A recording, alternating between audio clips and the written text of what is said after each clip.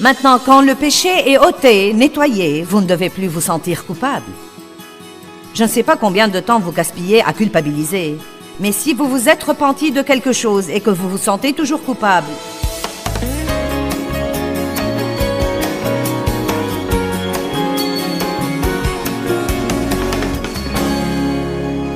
je veux parler du moyen de s'occuper efficacement du péché, car nous ne pouvons vraiment pas l'ignorer. Nous savons tous qu'il y a des choses dans nos vies que nous devons travailler avec Dieu pour conquérir et vaincre, et la culpabilité interrompt toujours notre intimité avec Dieu. Nous devons arriver au point où nous savons faire quelque chose au sujet du péché autre que se sentir coupable et avoir mauvaise conscience tout le temps. Mon principe ce week-end est que plus nous passons du temps avec Dieu, plus nous devenons puissants.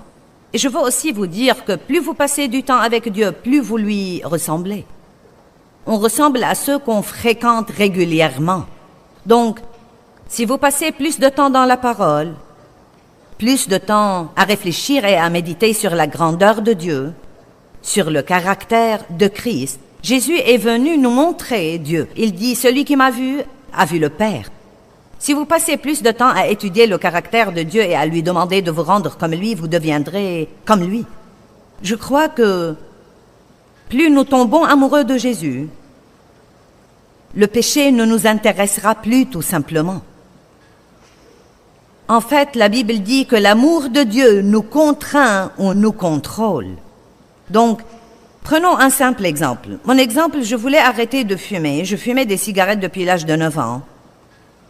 Quand je suis entrée dans le ministère, c'était une chose que j'ai sentie, que je voulais et que je devais arrêter.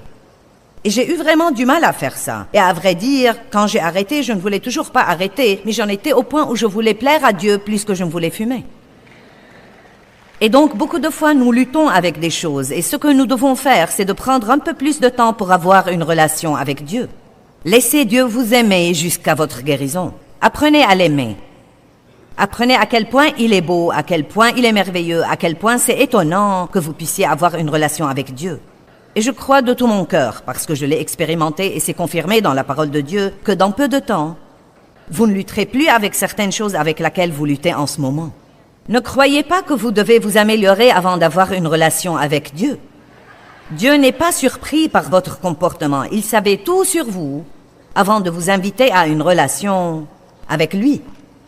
Et la parole dit qu'avant la fondation du monde, Christ nous connaissait déjà et nous avait choisis et appelés à être siens. Vous n'êtes donc pas obligé de vous améliorer avant de venir à lui. Il vous accepte comme vous êtes. Il ne vous aimera jamais plus qu'il ne vous aime en ce moment même. Mais plus vous l'aimez, plus vous allez vouloir faire ce qui est juste. Plus vous savez qui vous êtes en Christ, que vous êtes justifié devant Dieu par le sang de Christ, plus vous voudrez faire ce qui est juste. Dieu ne nous dit jamais de faire quelque chose sans nous équiper pour le faire. Il ne nous dit pas « ne faites pas ça et faites ça » s'il nous est impossible de le faire.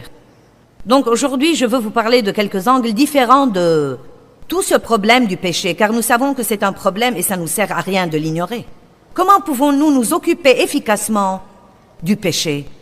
Nous allons retourner à quelque chose que j'ai déjà dit sur l'intimité ce week-end. J'ai dit que les deux choses dont nous avons besoin pour avoir l'intimité avec Dieu sont la vérité et un investissement de temps. Jésus a dit « Je suis le chemin, la vérité et la vie.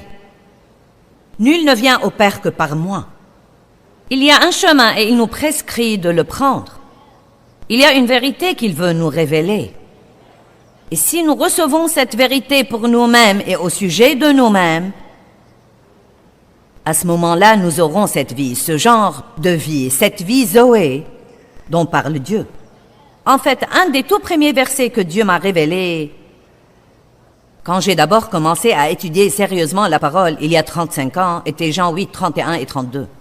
Si vous demeurez dans ma parole, vous êtes vraiment mes disciples, vous connaîtrez la vérité, et la vérité vous rendra vraiment libre.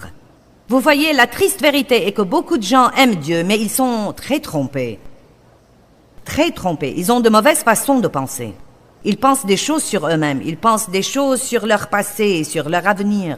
Ils pensent même des choses sur Dieu qui ne sont absolument pas vraies. Par exemple, puis-je vous annoncer aujourd'hui une bonne nouvelle, comme quoi Dieu n'est pas fâché de vous?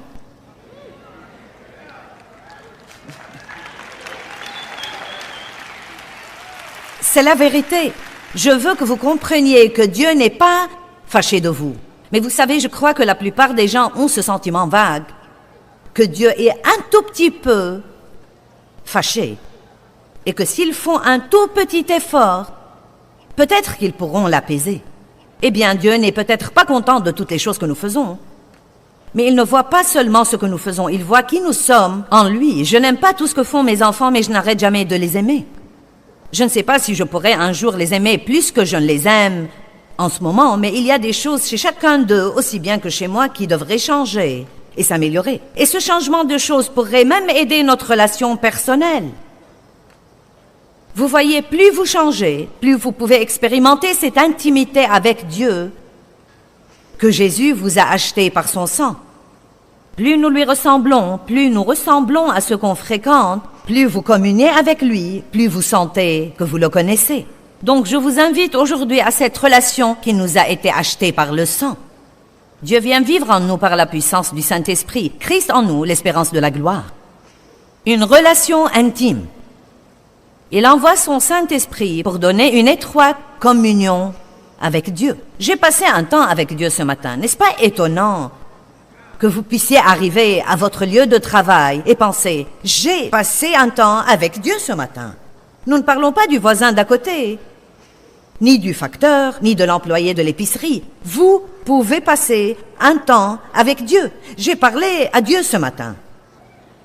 Il m'a donné une direction pour ma journée. En fait, j'allais faire une chose après la fin de cette conférence. Je rentre d'habitude à la maison après mes conférences, mais nous allons rester pour faire le service religieux demain matin et ensuite faire partie du séminaire des pasteurs demain. Donc j'avais cet après-midi et j'ai pensé que j'allais faire ceci. Et ce matin, pendant que je parlais au Seigneur, il m'a dit « Ce serait vraiment mieux pour toi si tu fais cela. » Dieu veut tout organiser dans vos affaires. Le saviez-vous? Non, mais il veut être en plein milieu de tout ce que vous faites. Vous voyez, certains ne veulent pas ça. Ils ne veulent que Dieu soit impliqué que quand ils sont désespérés. J'ai une nouvelle à vous apprendre. Vous êtes désespérés tout le temps, mais vous ne l'avez pas encore compris. Amen. Donc, nous allons commencer par le psaume 32. Il nous donne une petite introduction aux souffrances du péché.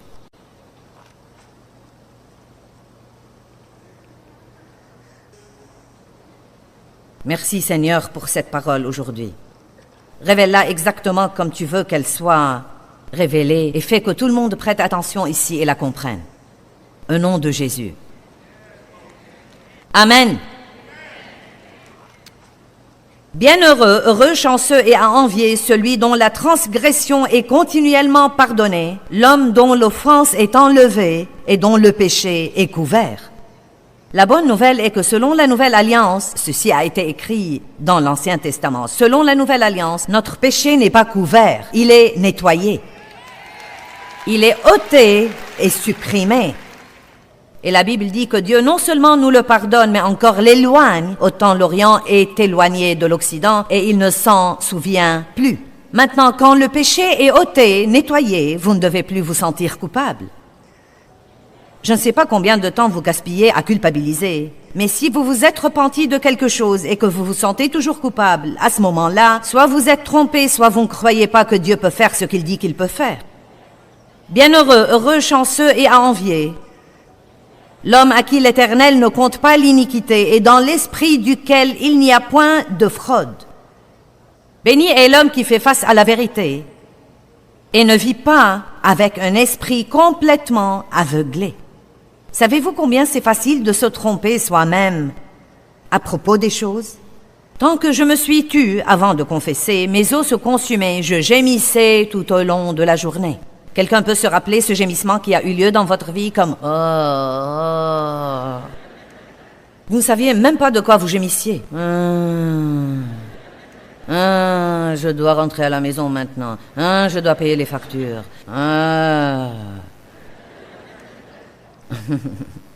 Car nuit et jour, ta main de mécontentement pesait sur moi. Ne croyez pas que Dieu va vous laisser tranquille dans votre péché. Il ne le fera pas. Il vous poursuit pour un bon but dans votre vie. Je pensais avant Dieu, si tu me montres encore une chose qui ne va pas chez moi, je vais juste... Je ne sais pas ce que je vais faire, mais je ne peux plus supporter voir une chose de plus. Tu ne peux pas me laisser tranquille pendant un petit moment? Et puis j'aime surtout ce verset qui dit « Celui que l'Éternel aime, il le châtie. Il lui dit ses défauts. » Parfois je pensais « Pourrais-tu m'aimer un peu moins aujourd'hui? Je crois que j'ai vu tout ce que je peux supporter de voir. » Mais vous savez quoi? Je ne le dirai jamais à Dieu maintenant. Je ne veux plus jamais qu'il me laisse tranquille. La pire condition dans laquelle nous puissions jamais être, c'est de ne jamais changer. Si vous croyez que vous craignez le changement, pensez à rester comme vous êtes. Maintenant, ceci, frères et sœurs, est une pensée effrayante. Je suis si reconnaissante que nous ayons l'espoir de changer. Seul Dieu ne change jamais, mais il n'y a rien d'autre qu'il ne puisse pas changer. Je t'ai fait connaître mon péché, et je n'ai pas caché mon iniquité. J'ai dit, je confesserai mes transgressions au Seigneur, dévoilant continuellement le passé jusqu'à ce que tout soit raconté. Et toi, tu as instantanément pardonné l'iniquité de mon péché. Posez et pensez-y calmement. C'est pourquoi ce pardon amène tout homme pieux à prier le jour où il te rencontre. Certainement, quand les grandes eaux des épreuves débordent, celles-ci n'atteindront pas son esprit. Maintenant, écoutez ça. Car tu es mon asile. Toi, Seigneur, tu me préserves de la détresse. Tu m'entoures de chants et de cris de délivrance. Amen. Maintenant, je crois que plus nous avouons tout à Dieu, et rappelez-vous, il sait tout de toute façon.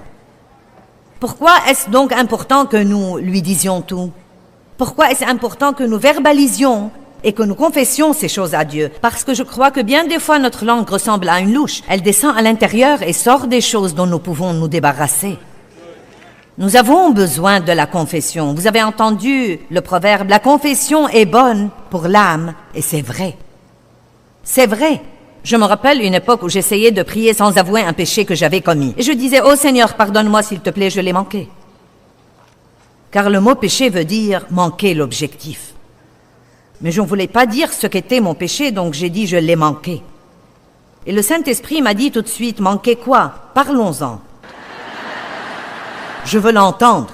Appelons-le par son nom. Mais vous savez, nous aimons beaucoup de fois éluder les choses parce qu'elles sont si laides que nous ne voulons même pas les mettre au grand jour et en parler. Et si vous luttez vraiment avec quelque chose dont vous n'arrivez pas à vous libérer, une des choses les plus saines que vous puissiez faire, c'est de trouver un ami spirituel ou un membre de la famille en qui vous avez vraiment confiance et lui raconter ce qui se passe dans votre vie et dire « Priez pour moi ». La Bible nous enseigne qu'il y a des moments où nous confessons nos péchés les uns aux autres afin que nous soyons guéris et rétablis à un ton spirituel de la pensée et du cœur. Beaucoup de gens sont malades à cause des secrets qu'ils gardent. Amen. Il n'y a rien que vous puissiez raconter à Dieu qu'il ne sache pas déjà, et rien qui puisse le choquer, et rien qui l'empêche de vous aimer jusqu'à ce que vous soyez guéris. Commencez donc par tout avouer à Dieu. Parlez-lui de la douleur dans votre vie. Parlez-lui de vos déceptions. Parlez-lui de ce que vous ressentez, et ensuite, après avoir tout avoué, décidez de croire la parole. Et sachez que Dieu et Dieu seul peut vous pardonner et vous donner la guérison. Jean 16, 7. De temps en temps, j'ouvre Jean 16 le matin et je lis sur le merveilleux ministère du Saint-Esprit. J'aime me revigorer dans ces principes bibliques puissants que je connais déjà. Il y a quelque chose de merveilleux quand on regarde les mots sur la page. Nous allons donc mettre sur le rétroprojecteur et vous permettre de les regarder. Jean 16, 7. Cependant, je ne vous dis que la vérité quand je vous dis qu'il vous est bénéfique, bon, opportun, avantageux que je m'en aille. Jésus dit, il sera mieux pour vous que je m'en aille. Mais comment serait-ce possible? Cela veut dire que nous sommes plus privilégiés que les 12 disciples qui ont voyagé et mangé avec Jésus. Nous sommes plus privilégiés. Vous voyez, nous pensons, oh non, ce serait tellement mieux si nous pouvions le voir. Vous voyez, c'est vraiment mieux de croire. Bienheureux ceux qui n'ont pas vu et qui ont cru. Dieu nous donne une mesure de foi pour que nous puissions entrer dans le royaume invisible avec un cœur de foi. Et cela peut être aussi réel pour nous, comme si c'était ici devant nous. Quel est ce privilège? Parce que Jésus ne pouvait être que dans un seul endroit à la fois, mais le Saint-Esprit peut être partout, tout le temps. Il peut me parler à moi et à vous tous, me mener et vous mener, tout en même temps. Nous ne sommes jamais quelque part où il n'est pas. Nous ne devons pas essayer d'arriver à lui. Il vit à l'intérieur de nous. Car si je ne m'en vais pas, le consolateur, maintenant c'est ce qui vit en vous, le consolateur, le conseiller, l'aide, l'avocat, c'est comme un avocat qui combat pour vous, l'intercesseur, celui qui vous fortifie, et celui qui se tient prêt. J'aime ça, celui qui se tient prêt. Avez-vous jamais été en stand-by pour voyager? Vous vous tenez prêt au cas où il y a une place disponible. C'est exactement ce que fait le Saint-Esprit. Il se tient prêt au cas où nous lui donnons une petite ouverture dans notre vie, ou que nous ayons besoin de lui. Il est toujours là. Le consolateur, le conseiller, l'aide, l'avocat, l'intercesseur, celui qui nous fortifie, celui qui se tient prêt, ne viendra pas vers vous en communion étroite avec vous, mais si je m'en vais, je vous l'enverrai pour qu'il soit en communion étroite avec vous. Pouvons-nous prendre un moment et nous imbiber de cette vérité, comme quoi nous pouvons avoir une communion étroite et intime avec Dieu?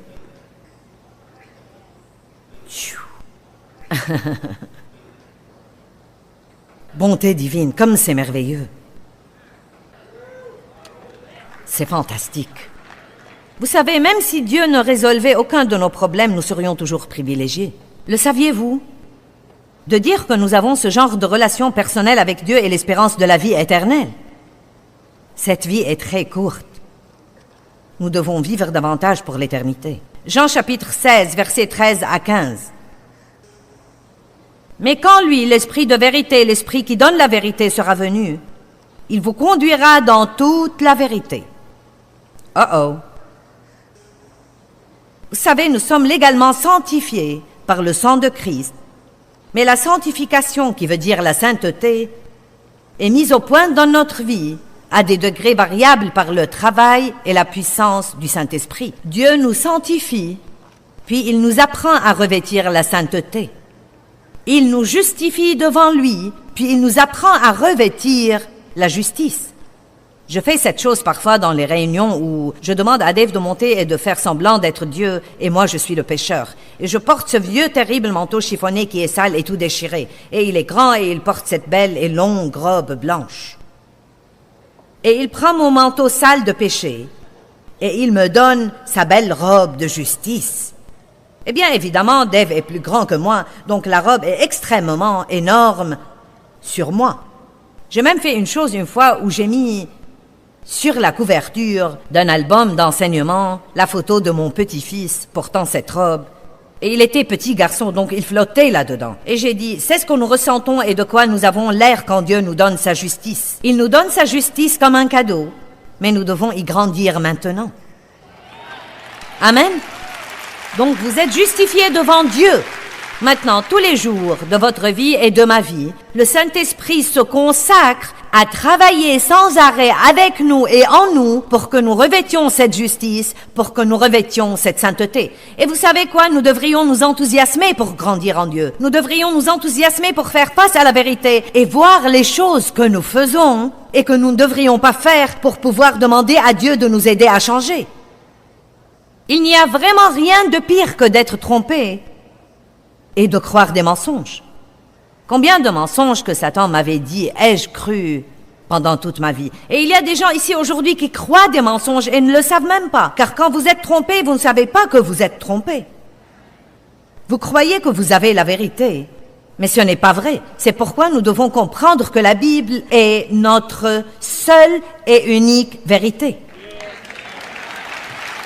Je sais qu'il y a des gens aujourd'hui qui essayent de dire qu'il n'y a pas de vérité absolue et que la vérité est en rapport à ce qui se passe dans votre vie en ce temps-là. Eh bien, je suis désolé, mais Jésus a dit « Je suis la vérité ».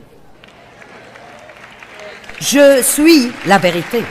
Vous ne pouvez pas prendre la parole de Dieu et dire « Eh bien, vous savez, Non, mais je vais dire une chose. D'habitude, ça exaspère certains quand je le dis, mais ce n'est pas mon intention d'offenser, mais tant de gens vivent ensemble aujourd'hui sans être mariés. Et ils pensent, eh bien, tu sais, c'est...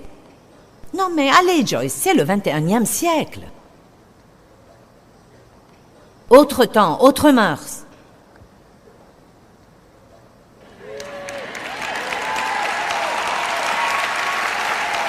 Et vous savez quoi?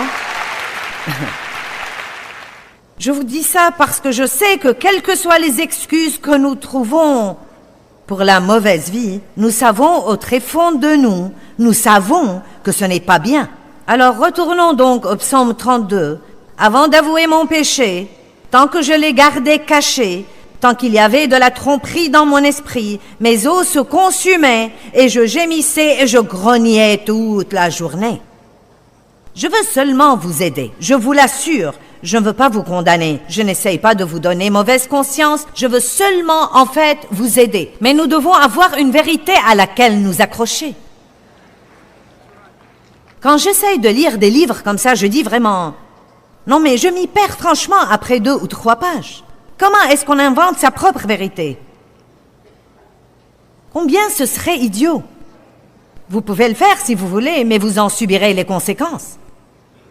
Et ce qui arrive ensuite, ce qui se passe aujourd'hui, c'est que les gens choisissent ces styles de vie bizarres et ensuite ils blâment tous les autres quand les choses ne vont pas comme il faut dans leur vie.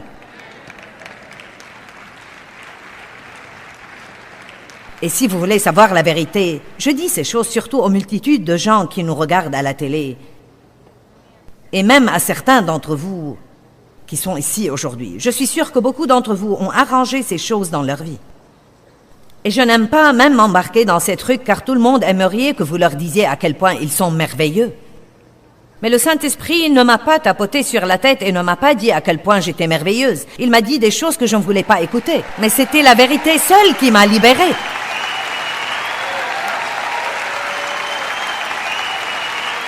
Et vous savez quoi? Ce n'est pas ma responsabilité de prêcher un message qui va vous rendre comme moi. C'est ma responsabilité d'enseigner la vérité et ce que je suis menée par le Saint-Esprit à enseigner. Et peut-être que vous n'aimez pas tout ce que je dis, mais je crois vraiment que si vous suivez l'enseignement que j'essaye de vous donner, éventuellement vous m'aimerez bien à la fin.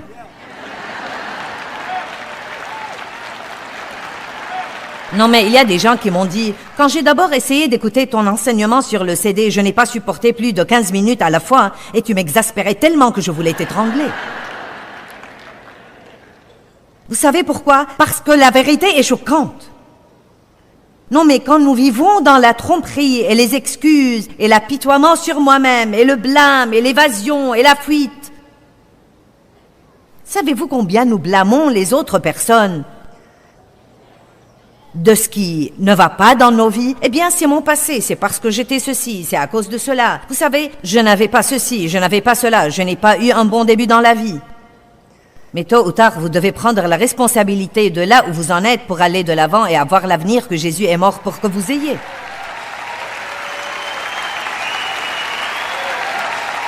J'aime ça. L'esprit de vérité vit à l'intérieur de nous.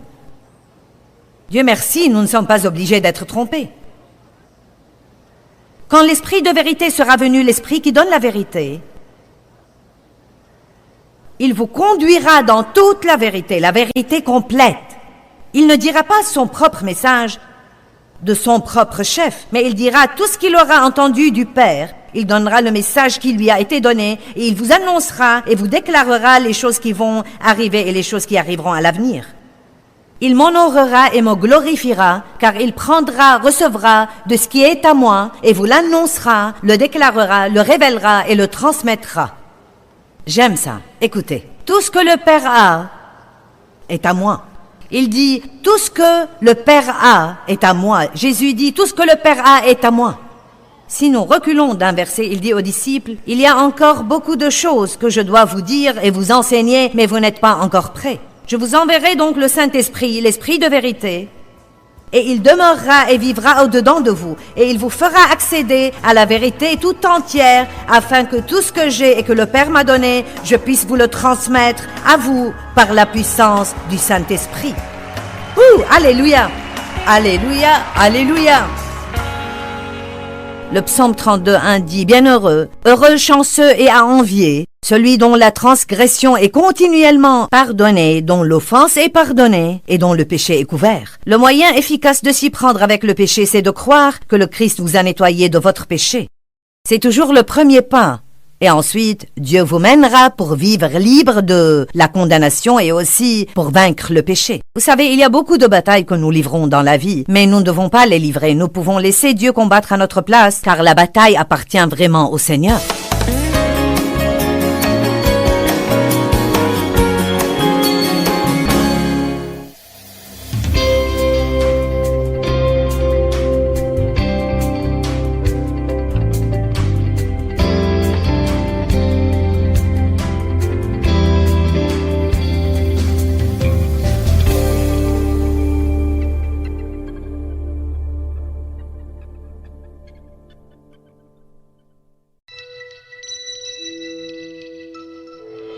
Je ne comprenais toujours pas que je ne pouvais pas exclure Dieu de l'équation. Et donc, Dieu vous laissera essayer jusqu'à ce que vous soyez complètement épuisé et que finalement, vous disiez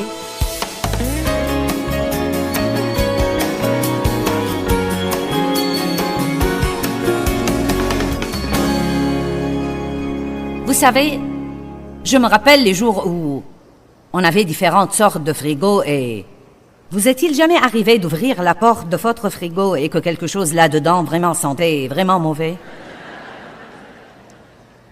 Vous jetez un coup d'œil sur quelques trucs, vous ne voyez rien et vous amenez un petit... Vous fermez la porte et vous laissez. Ou vous y mettez une petite boîte de bicarbonate et vous espérez que cela l'absorbera. Il n'y a rien de pire. Surtout quand nous avions les vieux frigos d'autrefois qu'on devait dégivrer.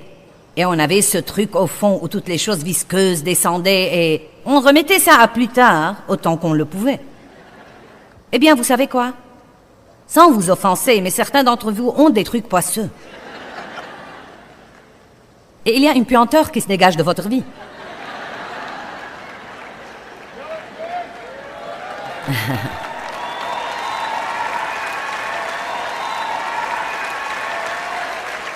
Et vous avez même dit « ma vie pue ». Et vraiment, vous avez raison. Mais au lieu de dire, comme j'ai finalement dû faire avec mon réfrigérateur, bon, je crois que je dois le faire. Je dois tout enlever.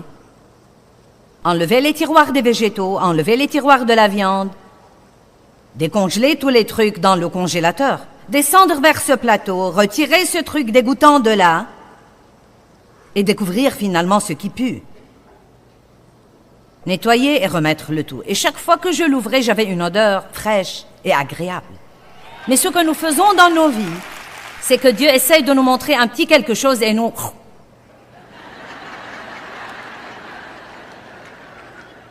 Joyce, tu as une mauvaise attitude. Le Saint-Esprit m'a montré... Eh bien, j'ai été abusée.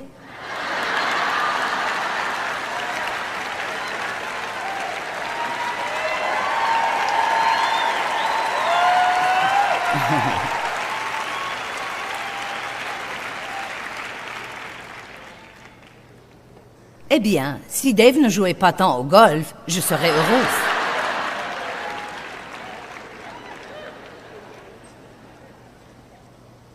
S'il me parlait davantage.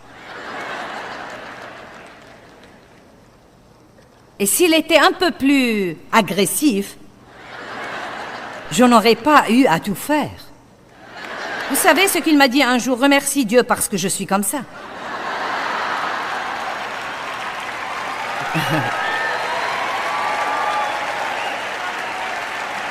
Il a dit, car si je n'étais pas comme ça, tu n'aurais certainement pas fait ce que tu fais.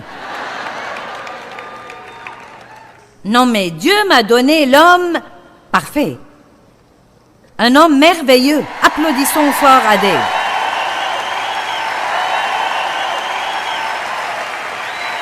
Amen.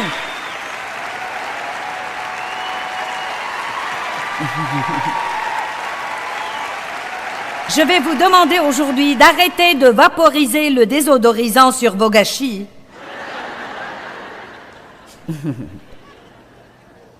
Et de dire, bien Dieu, démontons ce truc et regardons de plus près ce qui se passe vraiment. Ce que nous devons faire, c'est de demander à Dieu, pourquoi suis-je coléreux? Pourquoi suis-je si difficile à vivre? Quelle est la cause profonde de mon problème?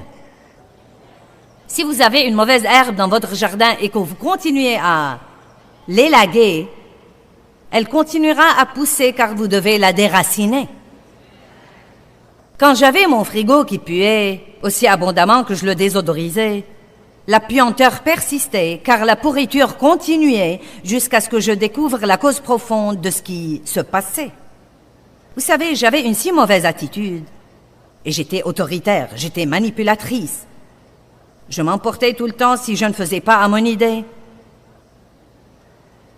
Tout le monde me devait quelque chose. J'étais aigrie parce qu'après tout, j'étais victime d'abus et j'étais maltraitée et ce n'était vraiment pas juste. Vous savez, ce n'était pas juste. Et je sentais qu'on me devait quelque chose et j'avais besoin d'être compensée, mais je cherchais la compensation de toutes les fausses personnes. J'essayais de faire payer à tous les hommes ce que mon père m'a fait. J'essayais de faire que Dave paye ce que mon père m'a fait. Peut-être que vous essayez de faire payer les fausses personnes. Dieu vous compensera. En fait, la Bible dit qu'il vous rendra le double pour vos anciens ennuis. Mais pas avant d'arrêter de vaporiser le désodorisant sur la puanteur. Vous devez dire, tu as raison Dieu, j'ai vraiment une mauvaise attitude. Et je sais quelle en est la raison, mais je ne peux pas rester comme ça. Je veux que tu me changes. Arrêtez de demander de Dieu de changer vos circonstances et demandez-lui de vous changer. Amen. Vous savez quoi? Comment est-ce que nous changeons? En essayant, en luttant, en étant frustrés, en faisant de gros efforts, en résistant au péché, en essayant encore, en nous haïssant nous-mêmes, nous décourageant, culpabilisant. Je suis arrivée à un point où je ne me sentais pas bien si je ne me sentais pas mal. C'était devenu ma nouvelle religion, me haïr pour tout ce que je faisais de mauvais.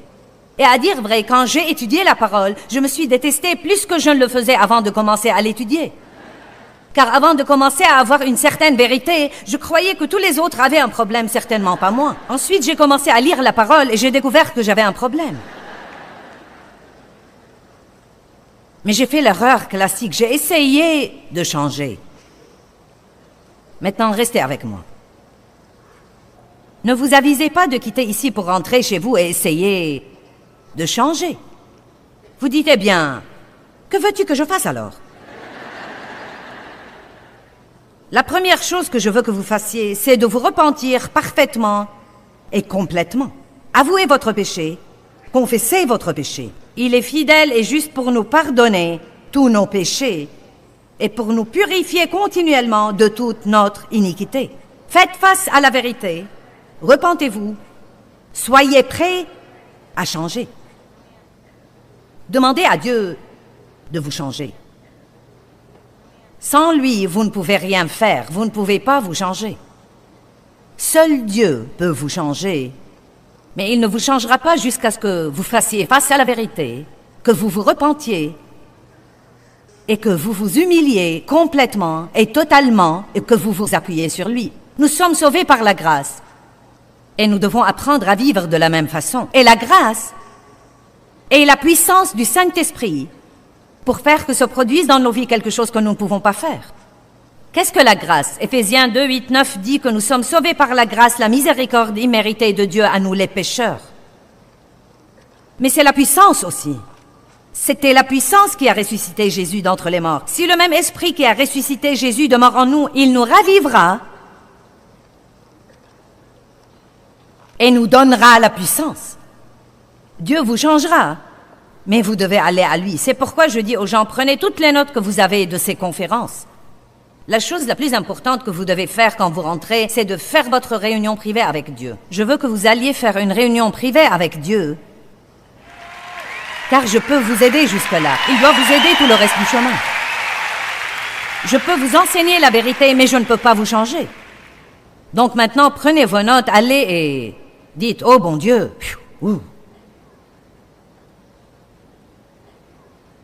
j'ai des problèmes. Et vous pouvez même laisser Dieu vous montrer sur quel plan il veut que vous coopériez avec lui d'abord. Quel est, à votre avis, le plus grand aspect dans votre vie, la chose numéro 1 que vous devez aborder? Ensuite, travaillez avec Dieu là-dessus pour une période de temps. Vous dites, comment est-ce qu'on travaille avec Dieu? D'abord, étudiez sur ce plan. Si vous avez un mauvais caractère, étudier la prospérité ne vous aidera pas. Bonjour.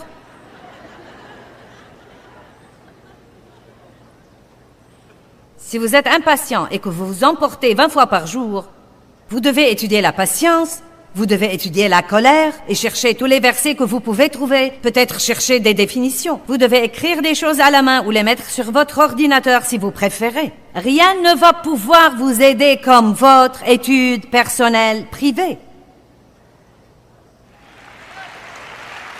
Et je crois que c'est le chaînon manquant pour beaucoup de gens. Vous pouvez arriver jusque-là, mais pas plus loin électroniquement.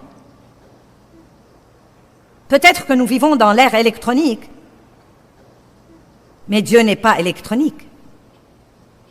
Vous ne pouvez pas télécharger la victoire.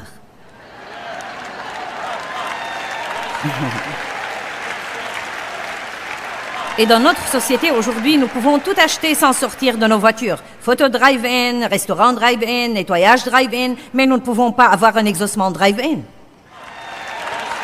Il va falloir garer quelque part. Allez, et restez calme assez longtemps pour dire « Dieu, montre-moi la vérité ». Je me rappelle un jour où je priais pour Dave. J'étudiais un peu de la parole et maintenant je savais vraiment quels étaient les problèmes de Dave. Non mais je priais en criant et en tapant le plancher. « Oh Dieu, Dieu, tu dois aider Dave. Dieu, tu dois changer Dave. » Je voulais être heureuse et j'ai cru que je serais heureuse si Dave changeait. J'étais tellement éprise de cette prière que je ne voulais même pas écouter Dieu. Avez-vous jamais été si épris de votre prière que vous ne vouliez même pas écouter Dieu? Ensuite, j'ai senti que le Saint-Esprit m'interrompait. « Joyce, Joyce, excuse-moi, je prie. Joyce! »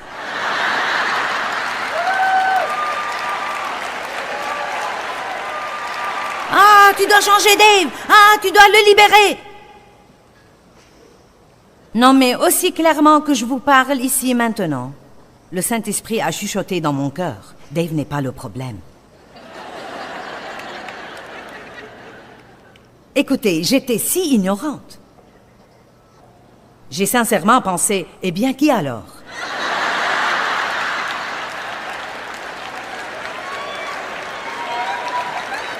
Non, mais franchement, je ne pouvais même pas m'imaginer que ce pourrait être moi. Et pendant les 3 jours suivants, Dieu m'a dévoilé et m'a révélé ce que c'était que de vivre à la maison avec moi. J'ai pleuré pendant 3 jours. J'avais si honte de moi et j'étais si désolée. Mais même à cette époque, je ne savais pas quelle était la cause profonde du problème. J'étais désolée.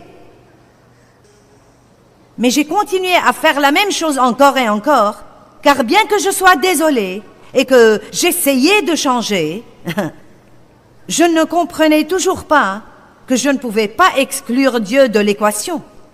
Et donc, Dieu vous laissera essayer jusqu'à ce que vous soyez complètement épuisé et que finalement vous disiez, Dieu, si je vais jamais changer, il va falloir que tu me changes. Parce que je ne peux pas faire ça. Et c'est le moment magique où le Saint-Esprit dit « Enfin, enfin le cirque est fini et je peux me mettre au travail. » Et vous savez, parfois Dieu ne vous change pas aussi vite que vous voudrez. Parfois vous pensez « Est-ce que je vais jamais surmonter ceci ?» Mais vous savez quoi? J'ai lu ça de quelqu'un qui était un grand homme de Dieu. Et il dit, oh, c'était une femme, Madame Guillon, et elle dit, même chez les meilleurs saints de Dieu, Dieu laisse souvent des faiblesses pour les garder dépendants de lui.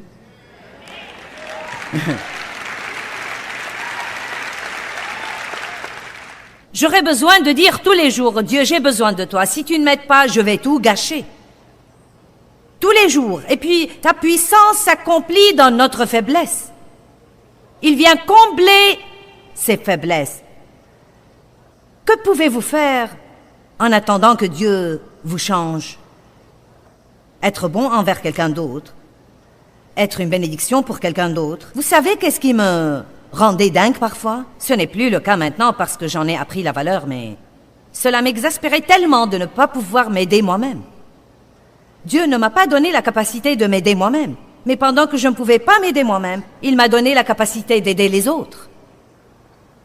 Il disait, « Oh Joyce, ce que tu m'as dit m'a vraiment libérée. » Et je me disais, pourquoi je ne peux pas me dire quelque chose qui me libère moi?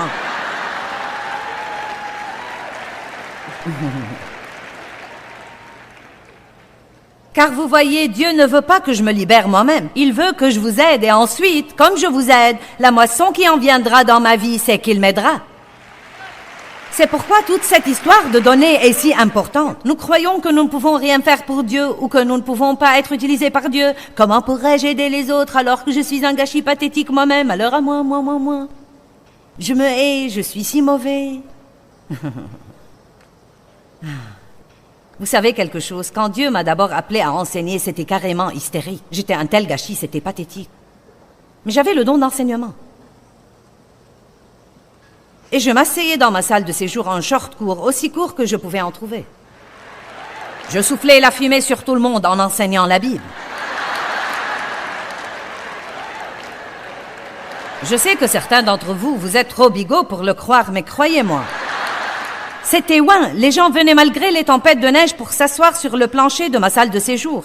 Ils faisaient face aux tempêtes de neige pour venir m'écouter enseigner. Dieu sait non seulement où vous en êtes, il sait où vous allez arriver.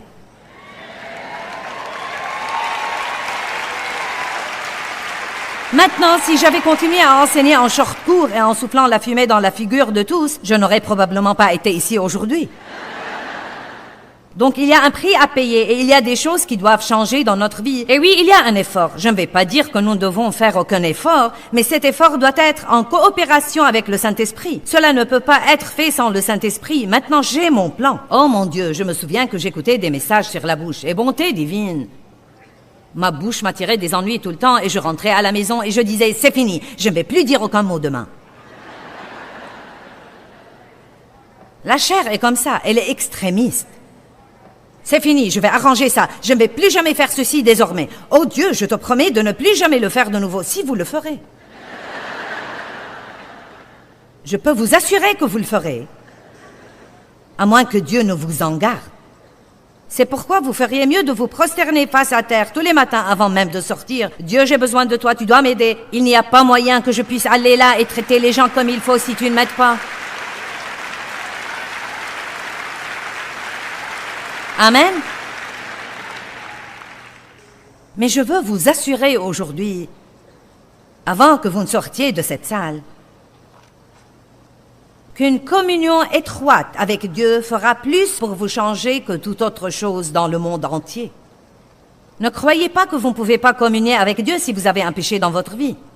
Repentez-vous de ce péché, soyez décidés à vous en détourner, attendez Dieu pour vous en délivrer. Et le moyen le plus rapide d'être délivré, c'est de passer des foultitudes de temps avec Dieu.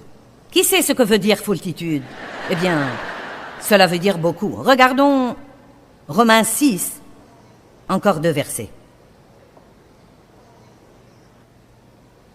Comment est-ce que vous vous voyez? Est-ce que vous vous voyez comme un pécheur ou comme une personne juste qui fait toujours des erreurs et qui est en route vers la victoire?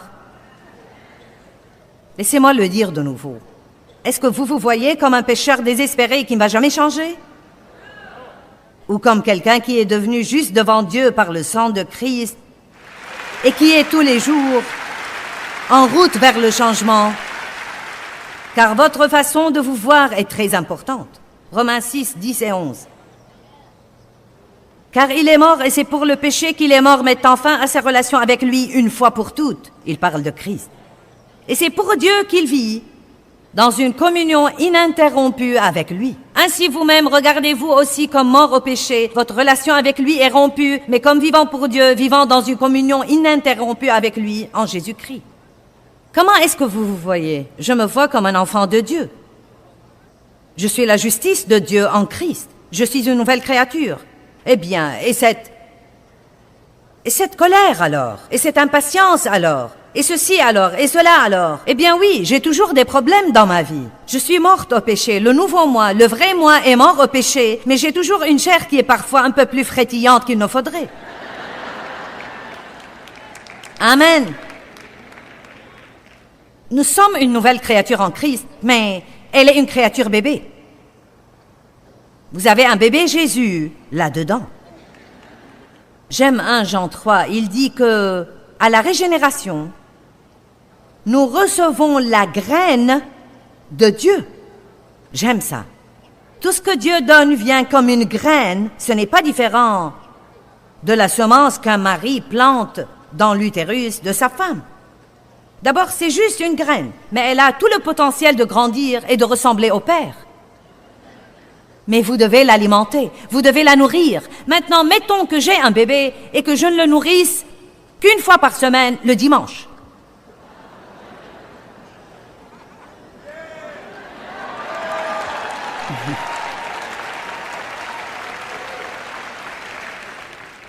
Il sera un bébé malade, un bébé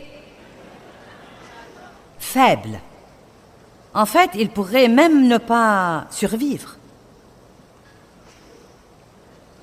Mais vous nourrissez le bébé à tout bout de champ. Toutes les 2 heures, il veut manger. Allez, toi, petit doux bébé chrétien. Tous les combien tu manges la parole? Dieu a dit, mangez ma parole. Mangez ma chair. Buvez mon sang. Apprenez, grandissez, changez. Voilà la vérité. Nourrissez-vous-en jour et nuit. Vous ne pouvez pas vivre sur un casse-croûte. Laissez-moi vous dire, les bénédictions de Dieu sont pour vous. Mais elles ne seront pas téléchargées comme si vous aviez un nouveau programme informatique auquel vous pouvez vous brancher. Télécharge une bénédiction. Ce n'est pas mon travail de vous changer. Mon travail comme enseignante est de vous enseigner ce que vous pouvez faire pour que vous puissiez changer. Je ne peux pas avoir votre relation avec Dieu à votre place. Je peux vous orienter dans la bonne direction, mais vous devez rentrer chez vous et vous devez chercher Dieu de tout votre cœur. Et quand vous faites ça, vous le trouverez.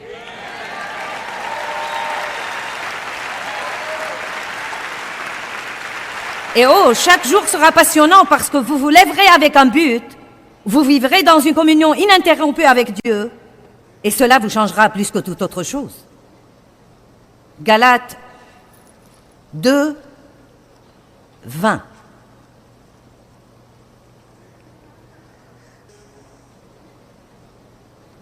J'ai été crucifié avec Christ. En lui, j'ai partagé sa crucifixion.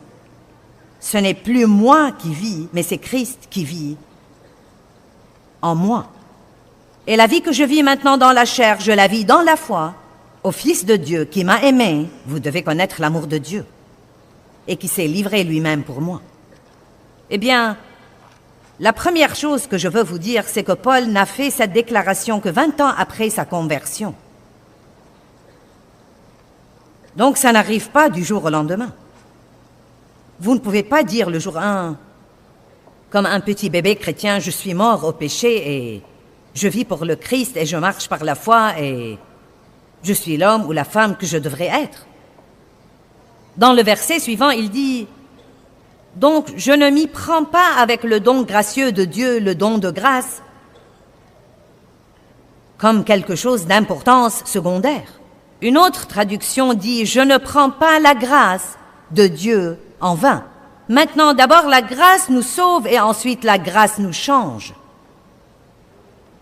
D'abord, la grâce nous sauve et ensuite la grâce nous change.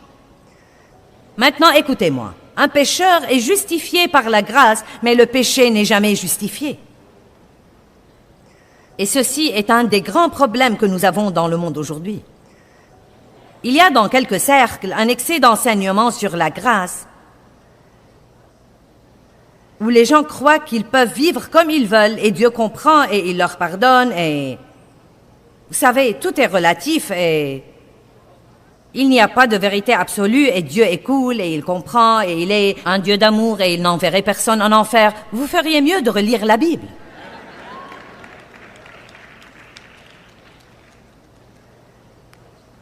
J'ai mis devant toi la vie et la mort. Choisis la vie afin que tu vives, toi et ta postérité.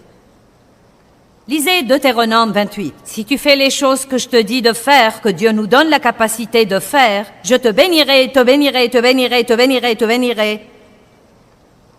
Mais si tu ne les fais pas, tu auras des ennuis. Et vous savez, le Seigneur nous aime. Et je crois que beaucoup de personnes qui seront au ciel n'ont jamais eu un jour de victoire ici dans cette vie. Ils n'ont jamais fait une chose qui profite à quelqu'un d'autre. Et c'est triste. Ne prenez pas la grâce de Dieu en vain. La grâce de Dieu nous sauve, mais la grâce de Dieu nous change aussi. Le péché ne peut jamais être justifié dans notre vie et nous justifions le péché. J'ai fait ceci parce que, j'ai fait ceci parce que, j'ai fait ceci parce que. Non, vous l'avez juste fait. Et il ne le fallait pas. Et nous y faisons face.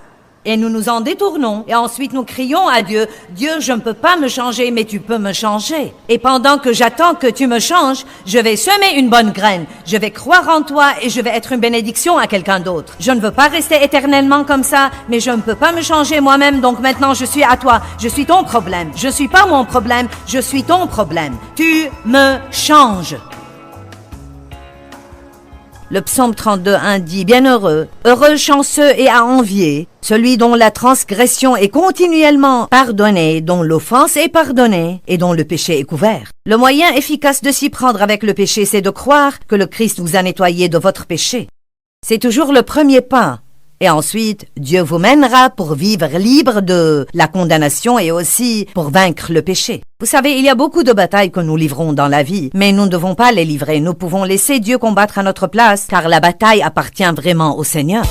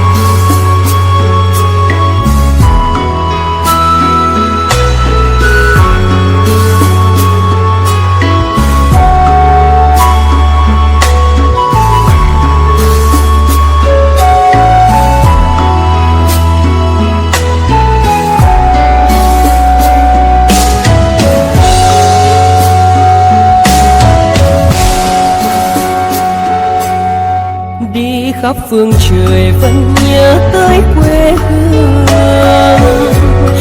Người về đây thăm làng trù quê mẹ và làng sen quê cha, xúc động bồi hồi người rơi giọt lệ, thương mái nhà tranh